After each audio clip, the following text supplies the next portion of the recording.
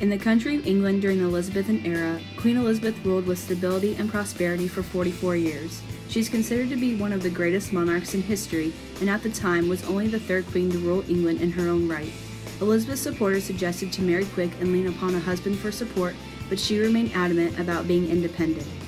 Queen Elizabeth I was born on September 7, 1533, in Greenwich, England. She was the daughter of King Henry VIII and his second wife, Anne Boleyn, and lost her mother when she was 2 years old. Growing up, Elizabeth received tutoring and excelled in languages and music.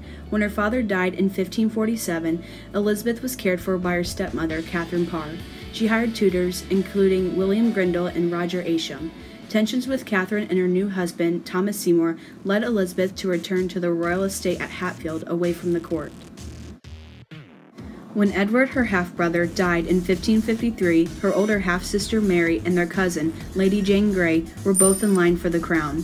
Edward had appointed Grey to be his successor, and after 9 days on the throne, she was unseated by English people who Mary had gained support of.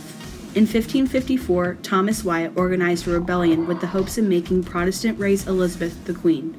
This plot was quickly uncovered by Mary, and Elizabeth was imprisoned for involvement of the conspiracy. When she was released, her life was still in her sister's hands. Wyatt, before being executed, maintained that Elizabeth was not aware of the plans of the rebellion. Eventually, she returned to Hatfield to continue with her studies. In 1558, Elizabeth took the throne of her country after the death of her sister. She inherited a number of problems started by Mary, including a war with France.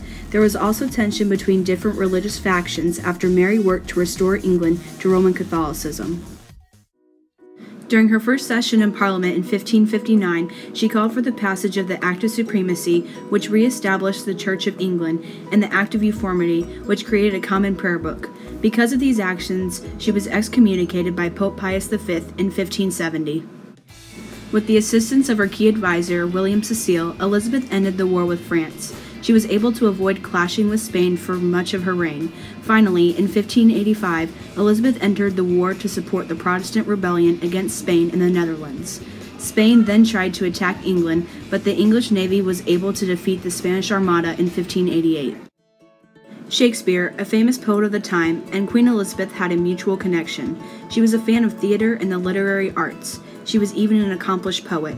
Shakespeare faithfully supported the Queen and referred to her in several of his works, including A Midnight Summer's Dream. The Queen loved his plays because she found them interesting and entertaining and went to many during her ruling. She was known by all as Shakespeare's patron. When the Puritans attempted to close down Shakespeare's early plays, Elizabeth opposed and defended his work publicly. When Elizabeth died, he gave her a eulogy in which he hinted his love for her. Queen Elizabeth died on March 24, 1603, at Richard Palace in Surrey. With her death came the end of the House of Tudor, a royal family that had ruled England since the late 1400s. The son of her former rival, Mary Stuart, succeeded her on the throne as King James I. James I was born on June 19, 1566, in the Edinburgh Castle in Scotland.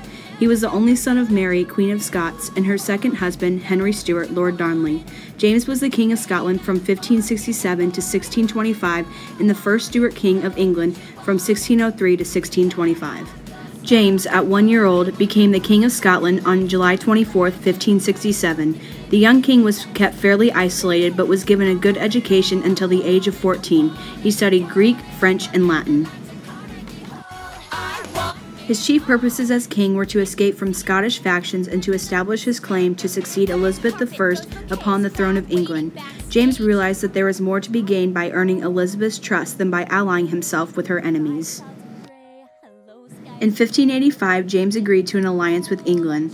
Unlike his previous agreements and treaties, he remained true to this policy, and even Elizabeth's execution of his mother in 1587 drew from him only formal protest. He had little contact with the English middle classes, and he suffered because of his narrow-mindedness. In 4 years of peace, he managed to double the debt left by Elizabeth. It is thought that James influenced Shakespeare's play Macbeth. King James remained an admirer of the drama all his life, and on many occasions witnessed the plays of Shakespeare at various performances. King James died on March 27, 1625, and was succeeded by his second son, Charles.